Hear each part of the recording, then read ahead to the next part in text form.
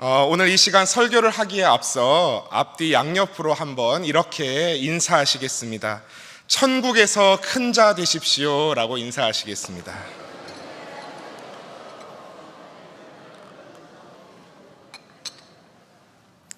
네, 천국에서 큰 자 되시라니, 이 얼마나 기분 좋은 인사입니까? 큰 자 되라는 말, 큰 사람 되라는 말은 참 좋은 말입니다. 어느 누가 뱀의 꼴이 되고 싶겠습니까? 다 용머리 되고 싶습니다.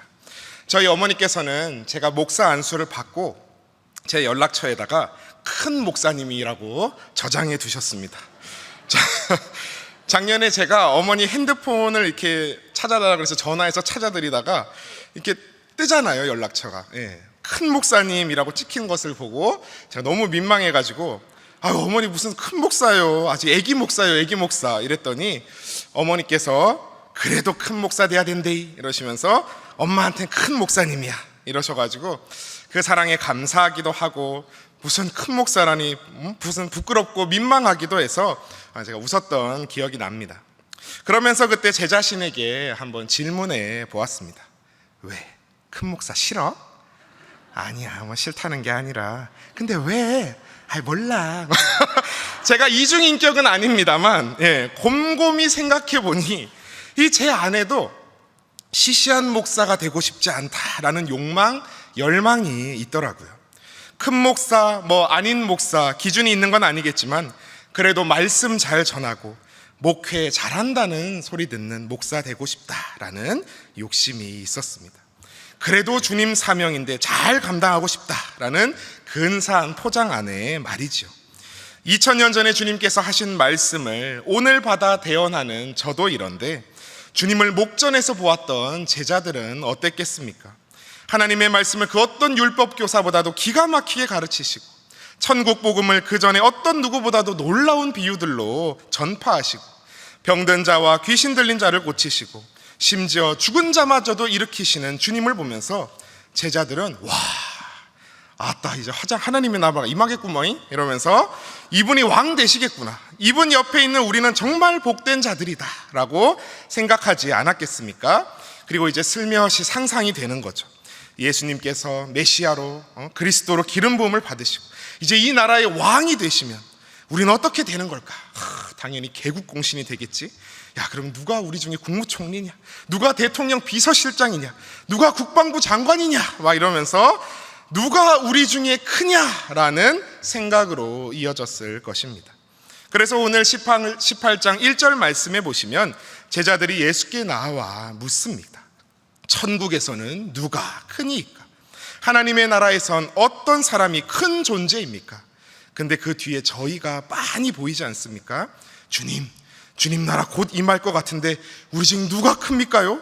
누가 주님 영의정, 우의정, 좌의정 합니까? 여쭙고 있는 것이지요. 마태복음에서는 주님께서 제자들에게 자신이 장차 죽임을 당하고 제3일에 살아날 것을 3번이나 말씀하십니다. 마태복음 16장에서 내가 죽을 것이다 처음 말씀하셨을 때 베드로가 그림하십시오, 결코 그런 일이 있어서는 안 됩니다 주님, 그랬다가 사탄아 내 뒤로 물러가라, 너는 나를 넘어지게 하는 자로다 하고 크게 아주 혼쭐이 납니다. 마태복음 17장에서 두 번째로 죽을 것이다 말씀하셨을 때 제자들이 매우 근심하였다라고 말씀은 이야기합니다. 세 번째 마태복음 20장에서도 내가 죽을 것이다 말씀하셨는데 그 후에 세베대의 아들들, 즉 야고보와 요한의 어머니가 나와 예수님께 말합니다. 저희 두 아들들을 하나는 주의 우편에 하나는 주의 좌편에 앉게 명하여 주시옵소서 주님, 이러면서 단순히 어머니의 치맛바람이 아닙니다. 마가복음에 보시면 형제들이 직접 주님께 말한 것으로 나와 있으니까요. 그때 주님께서 말씀하십니다. 너희는 너희가 구하는 것을 알지 못하는도다. 이제 그런 일이 있고 나서 제자들이 그 두 형제에 대해서 분이 여겼다고, 화를 냈다고 말합니다. 화가 나가지고 제자들끼리 싸운 거죠. 야, 너네 둘이 우편 좌편 앉으면 나는 뭐야? 막 이러면서 싸운 겁니다. 지금 주님께서는 내가 고난의 길, 십자가의 길, 그 낮은 길을 가야 한다고 재차 말씀하시는데 제자들은 그러면 안 되는데요. 그런 일이 일어나면 안 됩니다. 근심하고 주님 나라가 임하면 저희를 우의정 좌의정으로 좀 앉혀주십시오. 이런 이야기나 하고 있으니 주님이 얼마나 그 심정이 답답하셨을까요? 마태복음 20장에서는 주님께서 너희 중에 누구든지 크고자 하는 자는 너희를 섬기는 자가 되어야 한다 말씀하시며, 인자가 온 것은, 주님께서 오신 것은 섬김을 받으려 함이 아니라 도리어 섬기려 하고 자기 목숨을 많은 사람의 대속물로 주려 함이다 말씀하십니다. 나도 섬기려는 것이 아니라 섬기러 왔다 제자들아 라고 말씀하십니다. 그런데 너희가 지금 뭐 하고 있는 것이냐 말하는 것이지요. 오늘 읽은 18장 본문에서 천국에서는 누가 크냐 묻는 제자들에게 예수님께서 한 어린아이를 불러 그들 가운데 탁 세우시며 말씀하십니다. 머리를 탁 쓰다듬으시면서 말씀하셨겠죠. 오늘 읽은 18장 3절에서 5절까지의 말씀을 제가 공동번역 성경으로 한번 들려드리겠습니다. 나는 분명히 말한다. 너희가 생각을 바꾸어 어린아이와 같이 되지 않으면 결코 하늘나라에 들어가지 못할 것이다. 그리고 하늘나라에서 가장 위대한 사람은 자신을 낮추어 이 어린아이와 같이 되는 사람이다. 또 누구든지 나를 받아들이듯이 이런 어린아이 하나를 받아들이는 사람은 곧 나를 받아들이는 사람이다 하고 대답하셨다. 오늘 말씀에 낮추는 사람이라는 말의 원어는 굴곡이 심한 땅을 다져서 평평하게 만든다라는 뜻이 있습니다. 자신의 교만하고 울퉁불퉁한 마음을 다져서 평평하게 만드는 사람, 어린아이처럼 겸손한 자세로 남을 영접하고 섬기는 사람, 그 사람이 바로 큰 사람이다 라고 주님 말씀하십니다. 근데 당시 제자들은, 또 오늘 주님의 제자된 우리들도 큰 자다 하면 무엇을 생각합니까? 1등, 높은 자, 권력과 재물이 많아 아무도 업신여기지 못하는 자 생각하지 않습니까? 여기서 우리는 큰 자에 대한 두 종류의 정의를 알 수 있습니다. 하나는 제자들이 내린 정의, 첫째가 되는 인생, 1등이 되는 인생, 주님 왕 되시면 곁에서 한 자리, 대박자리 차지할 인생. 또 다른 하나는 주님이 내리신 정의입니다. 자신을 낮추어 어린아이와 같이 되는 인생, 어린아이 하나를 받아들이는 섬기는 인생 말입니다. 첫째가 되기 위해 애쓰는 사람, 1등이 되기 위해 달리는 인생은 어떻습니까? 나는 외모가 첫째가 되어야 되겠어. 나는 공부로 첫째가 되어야 되겠어. 나는 돈으로, 운동으로, 명예로 등등 나는 무언가로 세상의 첫째가 되려고, 이루려고 하는 사람들의 특징이 있다면 그것은 바로 비교하는 삶이라는 것입니다. 끊임없이 비교하는 거죠. 나는 누구보다는 나은데, 근데 나는 쟤보다는 좀 못한 것 같다. 나는 베드로보다는 못하지만 유다보다야 낫지. 뭐 이런 건 말이죠. 세상은 우리에게 너는 첫째가 되어야 돼, 1등 되어야 해. 안 그러면 너 도태될 거야. 너 그렇게 우물쭈물하다가 이 험한 세상에서 길바닥에다 앉을 거니? 너 세상에서 그렇게 바보처럼 살아갈 거야? 끊임없이 우리를 불안하게 합니다. 사실 우리 삶의 많은 불행은 나 첫째가 되어야 하는데, 탁월해야 하는데, 이겨야 하는데, 좋은 자리 차지해야 하는데, 이런 생각 때문에 일어날 때가 참 많습니다. 헬조선이라는 말이 우리에게 너무나도 익숙한데, 그 헬조선이라는 말이 왜 나옵니까? 물론 경제도 어렵고 나라 정치도 어렵고 다 어렵지만 모두가 첫째 되려고 하니까 나오는 말입니다. 유치원 가서도 심지어 1등 되려고 그러고, 초등학교에서도 1등 되려고 하고, 아이들이 받는 학원과 사교육의 문제는 어제 오늘 일이 아닙니다. 온통 삶이 1등 되는 게 목표다 보니 지옥이 되는 것이죠. 천국은 어떤 곳입니까? 낮아지는 자들, 섬기는 자들의 모임입니다. 낮아지는 것이 무엇입니까? 내가 앞장서지 않는 것입니다. 내 마음대로 하려고 하지 않는 것입니다. 내 이상과 내 비전과 내 목표가 내가 뭔가를 해보려고 하니까 비극이 일어나는 겁니다. 교회든 어디든 사람이 모이는 곳에 갔을 때 내가 더 잘나려고 하고, 내 말이 옳다라고 하고, 자기 의를 강하게 주장하고, 너 나보다 뒤에 들어왔어? 너 나보다 작고 약해? 너가 귀찮고 힘든 일은 혼자 다 해 라고 말한다면 거기가 지옥입니다. 그런데 갔는데 날 막 섬겨줍니다. 내가 힘없는 자고 작은 자인데, 초신자인데 날 대접해주고 위해주고 섬겨줍니다. 나도 황송해서 나도 섬기게 됩니다. 그런 곳이 천국인 줄 믿습니다. 그리고 그것이 오늘 주님이 내리신 큰 자의 정의입니다. 어린아이와 같이 자신을 낮추며 작은 자들을 받아들이고 섬기기 위하여 사는 인생. 예수님은 겸손하셔서 자신은 섬기기 위하여 오셨다 선포하셨습니다. 예수님이 섬기기 위해 사셨다면 우리도 예수님 뒤를 따라 섬기기 위하여 살아야 됩니다. 또 이런 분들이 있습니다. 섬겨야 된다 그러니까 목사님 저는 머리 조아리는 게 너무 싫어요. 섬기는 게 남에게 비겁하게 막 굴복하는 거 아닙니까? 내가 왜 저 사람한테 머리를 조아려야 합니까? 여러분, 근데 섬김과 굴복은 다릅니다. 섬김은 큰 사람이 작은 사람에게 하는 것이 섬김입니다. 높은 사람이 낮은 자에게 하는 것이 섬김입니다. 실제로는 내가 뭐가 높은가? 내가 높지도 않고 실제로 내가 많이 가지지도 않았고 내가 큰 사람이 아닌 것 같아 보일지 몰라도 하나님의 백성으로 내 뒤에 크신 하나님이 계심으로 나도 큰 사람이 되어서 연약한 사람에게, 돈은 설령 많을지 몰라도 옹졸한 사람, 명예는 높을지 몰라도 세상 중심적인 사람, 그런 사람들에게 복음을 전하며 베풀며 섬기는 것, 그것이 섬김인 줄 압니다. 굴복은요, 그저 세상적으로 커 보이는 사람에게 머리 조아리는 것, 힘없는 사람이 힘강한 사람에게 굽신거리며 뭔가 콩고물이라도 얻어먹겠다는 것, 그게 굴복인 겁니다. 사탄의 유혹에, 악인의 유혹에 그들이 아무리 강해 보일지라도 우리 사랑하는 성도님들은 절대 굴복하면 안 되시는 줄 믿습니다. 그러나 우리가 섬김은 해야 합니다. 그럼 내가 어떻게 해야 진정한 큰 사람이 또 낮아지고 영접하고 섬기는 인생이 될 수 있을까요? 어떻게 그 낮아지는 인생으로 모두 전환을 할 수 있을까요? 먼저 우리는 주님의 마음을 품어야 합니다. 주님의 마음이 뭐냐? 제가 복음서를 읽으면서 초장에서 매번 놀라는 장면이 있는데 예수님께서 세례를 받으셨다는 사실입니다. 그게 왜 놀랄 사실입니까? 여러분, 왜 예수님이 세례를 받으십니까? 여러분 아시다시피 예수님은 하나님의 아들이시자 근본 하나님이십니다.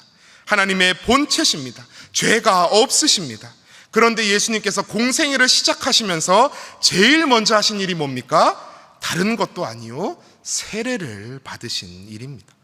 아니, 예수님이 뭘 잘못했다고 세례를 받습니까? 세례는 우리가 배웠지만 죄를 씻는 것인데 말입니다. 세례는 죄 많은 인생이 죽고 새로운 삶으로 부활하는 것이라는데, 제 인생을 사는 것이라는데 왜 예수님이 세례를 받느냐 말입니다. 세례 요한이 나오시는 예수님을 뜯어 말립니다. 주님, 제가 지금 선생님께 세례를 받아야 할 터인데 어떻게 선생님께서 제게 오십니까? 근데 예수님 말씀하시지 않습니까? 지금은 그렇게 하도록 하여라. 이렇게 하여 우리가 모든 의를 이루는 것이 옳다. 그리고 그 다음 예수님이 유혹받으셨어요. 예수님이 무슨 잘못을 해서가 아닙니다. 성령님께서 예수님을 광야로 이끄셔서 그 광야에서 유혹받으십니다. 마귀가 예수님을 3번 유혹하면서 시험합니다. 그런데 여러분, 이건 안 봐도 승리하는 게임 아닌가요? 그 어떤 악한 사탄 마귀 대장이 와도 어떻게 예수님을 이깁니까? 뻔하지 않습니까? 이거는 안 봐도 뻔한 게임입니다. 당연히 3대 0으로 예수님이 이기실 거예요. 근데 왜 예수님이 40일 동안 주화로 굶으시면서까지 유혹을 받으러 가셨냐는 겁니다. 저는 이게 참 신기하고 궁금했습니다. 그리고 이후 발견했습니다. 세례 안 받으셔도 되는 예수님께서 왜 세례 받으셨냐? 유혹받아서 모든 것을 이기실 예수님께서 하나마나해 보이는 유혹을 왜 굳이 받으셨냐? 우리 때문인 것입니다. 예수님은 세례 받으셨냐? 우리가 핑계하지 못하도록 예수님께서 우리를 위해 본을 보이시는 마음으로, 낮아지시는 마음으로 세례를 받으신 겁니다. 예수님께서 받으셨던 그 유혹, 우리가 받을 것이기 때문에 어떻게 해야 그 유혹을 이길 수 있는지, 어떻게 말씀으로 그 유혹을 물리칠 수 있는지 몸소 보여주신 것입니다. 그래서 주님께서 먼저 유혹을 친히 받으셨습니다. 인자가 섬기려 왔다. 아니, 사실 주님은 안 섬기셔도 됩니다. 왜요? 세상의 왕이시니까요. 온 우주의 통치자시니까요. 그분이 이 땅에까지 낮아지실 이유가 대체 어디에 있습니까? 근데 그 예수님께서 우리를 섬기신다는 것입니다. 그러니 여러분, 그분의 제자된 우리가, 아들, 딸된 우리가 어찌 섬기지 않을 수 있겠습니까? 그런데 섬김은 참 힘듭니다. 섬김이 왜 힘들까 제가 이렇게 생각을 해보니까 섬기다가 시험에 들 때가 정말 많습니다. 나는 저 사람을 막 섬기겠다고 낮아져서 섬기는데, 나 사실 이만한데 이래가지고 섬기는데 상대방이 미성숙해가지고 자꾸 나를 막 맘먹으려고 그럽니다. 내가 섬기면 감사로 반응해주면 좋겠는데 잘해주면 호구된다고 나는 섬기는데 저 사람은 나를 막 무시하는 겁니다. 그러니까 여러분, 사람을 섬기는 일이요, 계속해서 섬기기가 정말 어렵습니다. 제가 절대 쉽다고 이야기하지 않습니다. 근데 그렇다고 우리가 포기해야 합니까? 포기하면 안 됩니다. 왜냐하면 주님께서도 포기하지 않으셨기 때문입니다. 여러분, 사실 그 미성숙한 그 상대방의 모습은 누구냐 하면 돌아보면 하나님 앞에 서 있는 내 자신의 모습일 때가 너무나도 많습니다. 예수님께서 나를 섬기시고 나를 섬기려고 십자가를 지셨는데, 우리는 예수님이 십자가를 지셨다는 건 처음에는 무한한 은혜, 정말 고맙습니다 하다가도 조금만 내 삶에 불평이 생기면 주님 무시하고 예수님 맘먹고 예수님께서 내 맘대로 움직여 주시지 않는다고 섭섭해하고 예수님을 어떻게든 내 졸로 여기려 하는, 내가 움직여 보려고 하는 미성숙한 자가 될 때가 얼마나 많습니까? 우리가 바로 그 사람이지 않습니까? 베드로가 왜 책망을 받았습니까? 사람의 생각으로 예수님의 사역을 반대하는 말을 하자 사탄아 물러가라 책망받았습니다. 베드로가 진짜 사탄이었습니까? 아니에요. 근데 왜 사탄이라 하셨습니까? 사탄이 다른 것이 아니라 하나님의 뜻에 거스르는 것, 불순종하는 것이 사탄인 것입니다. 사탄아 내 뒤로 물러가라, 그냥 물러가라 말씀하지 않으시고 주님은 16장에서 내 뒤로 물러가라 말씀하십니다. 베드로야, 쏙 내 뒤로 물러가서 나를 따라라. 내 앞에서 내 사역을 넘어지게 하지 말거라. 그렇게 낮고 천한 길을, 십자가의 길로 가시고 채찍 맞고 가시관 쓰시고 저 십자가 위에서 네가 진정한 구원자라면 너부터 구원해봐라 조롱받으셨을 때에 주님이 정말 내려올 힘이 없으셨을까요?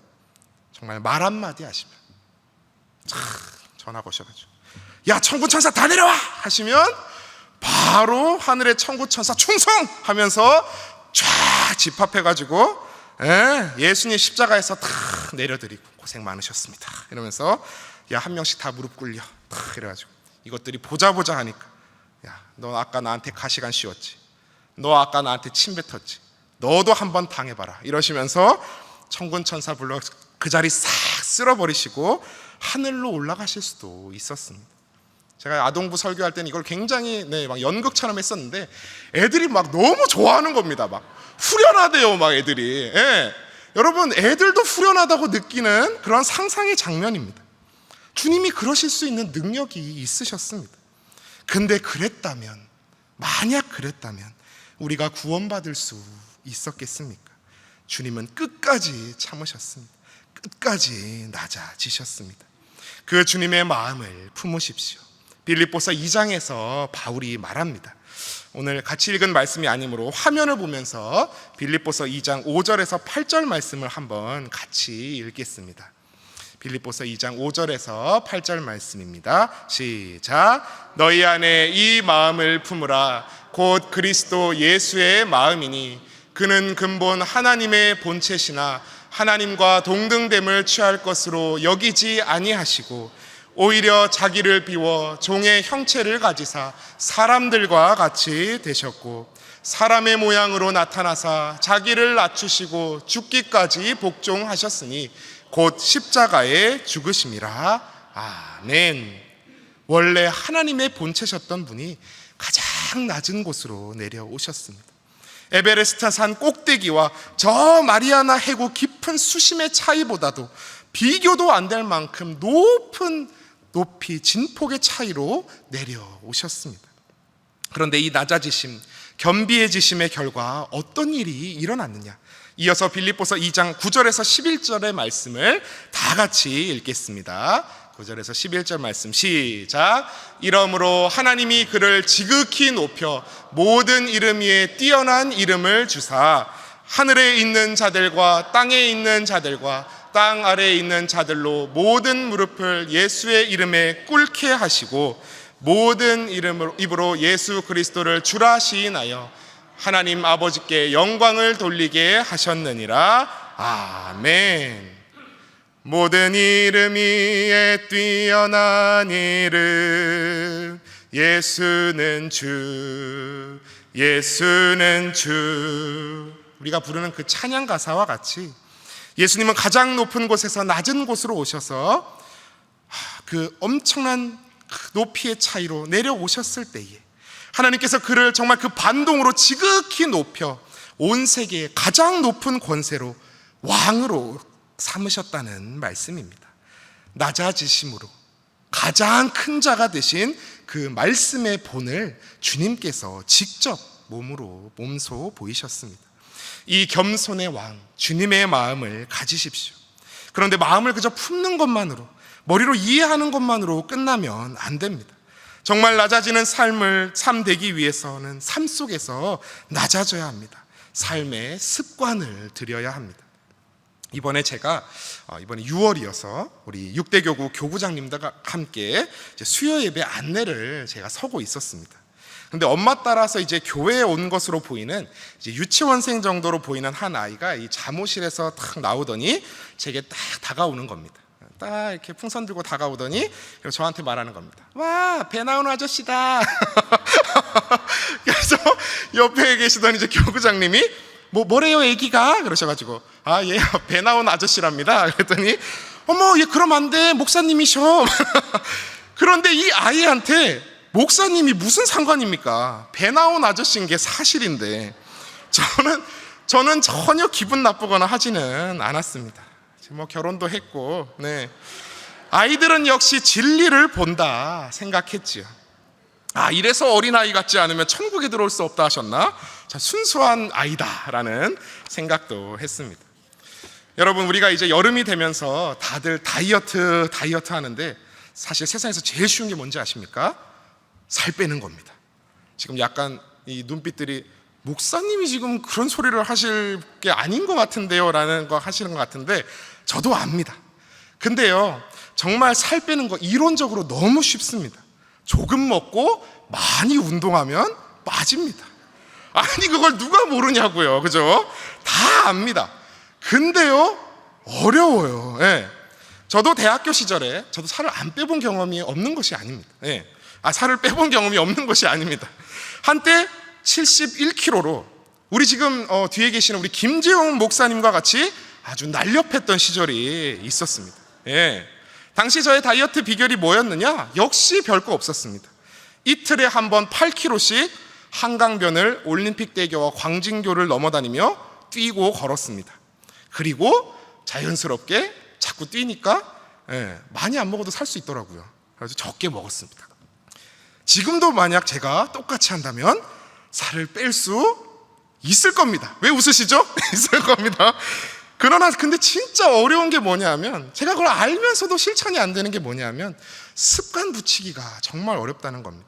저는 그렇게 한강변을 이틀에 한 번씩 주기적으로 뛰는 습관을 붙이는데 거의 한 5개월이 걸렸었습니다. 뛰다가 또 그쳤다가 뛰다가 그쳤다가 어느 순간 그게 습관으로 붙더라고요. 근데 지금은 특히 나이가 드니 그 여유롭고 정말 자고 일어나서 학교 갔다 오는 것 빼고는 아무것도 할 것이 없는, 신경 써야 될 것도 책임져야 될 것도 많지 않았던 그 시절보다 지금은 신경 쓸 것도 책임져야 할 것들도 많아지다 보니 운동할 여력도 없고, 그래 먹는 것이 나의 위로다 이러면서 위로받을 때가 참 많습니다. 근데 우리가 낮아지는 것도 겸손해지는 것도 마찬가지인 것 같습니다. 낮아지는 것, 겸손해지는 것, 말로는 참 쉽습니다. 내 생각, 내 자존심 내려놓고 말 그대로 낮아지면 됩니다. 그런데 우리가 나이가 들고 세상을 살아가면서 가진 것이 많아지고 손에서 놓기 힘든 명예, 재물, 권력 등등 나의 손아귀에 들어가는 것이 많아지면 많아질수록 낮아지기가 참 힘든 것이 또한 사실입니다. 그래서 낮아지는 것도 연습이 필요합니다. 매일매일 습관으로 붙여야 할 줄 믿습니다. 고린도전서 15장 31절에서 바울은 나는 날마다 죽노라 말했습니다. 그렇듯이 매일 나의 생각을 죽여야 합니다. 바울은 또한 그 유명한 갈라디아서 2장 20절 말씀에서 말합니다. 내가 그리스도와 함께 십자가에 못 박혔나니 그런즉 이제는 내가 사는 것이 아니요 오직 내 안에 그리스도께서 사시는 것이라. 이제 내가 육체 가운데 사는 것은 나를 사랑하사 나를 위하여 자기 자신을 버리신 하나님의 아들을 믿는 믿음 안에서 사는 것이라. 정말 예수님을 믿으십니까? 주님과 함께 십자가에 못 박히셨습니까? 매일매일 말씀 위에 겸손히 나를 올려놓는 신일의 성도님들 다 되시길 바랍니다. 매일매일 날마다 나태해질 수 있는 나를 주님의 말씀으로 씻으시고 연단하시는 저와 여러분들 다 되시기 바랍니다.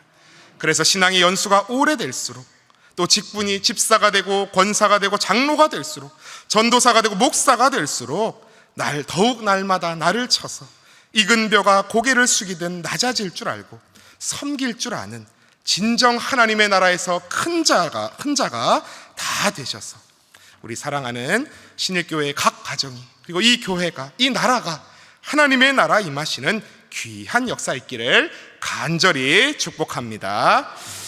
다 같이 기도하시겠습니다. 사랑하는 하나님 아버지, 오늘도 진리의 말씀 듣고 기도할 수 있게 하시니 참 감사합니다.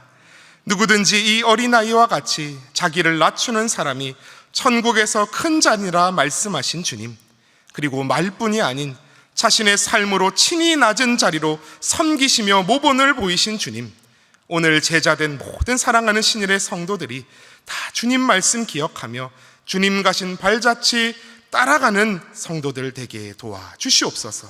때론 괴롭고 힘들더라도 넉넉히 감당할 수 있는 힘 허락하여 주셔서 하나님의 통치가 임하시는 나라에서 진정으로 큰 자 주님께 칭찬받는 성도들 다 되게 도와주시옵소서. 이 모든 말씀 예수님의 이름으로 기도합니다. 아멘.